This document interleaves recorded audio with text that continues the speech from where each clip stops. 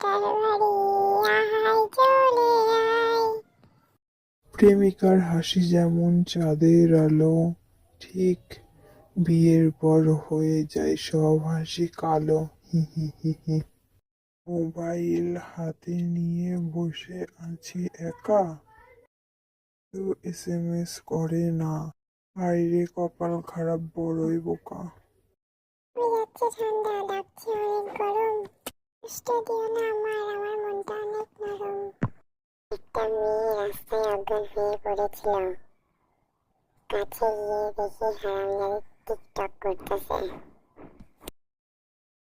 দিন দিন দেখতে ভূতের মতো হয়ে যাচ্ছি। আরো উৎসাহ পেলে গাছে বসে পা দিলাবো।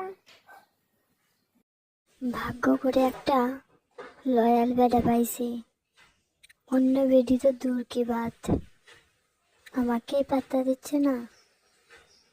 দোস্ত বল, তুই সবসময় আমার কথা কেন শুনিস?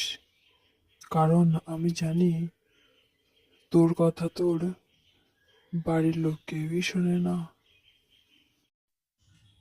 ফোনের সাথে রিলেশনে যাওয়ার পর টিভির সাথে ব্রেকআপ করে নিয়েছি, কারণ দুই নৌকায় পা দিয়ে চলা আমার স্বভাবে নয়।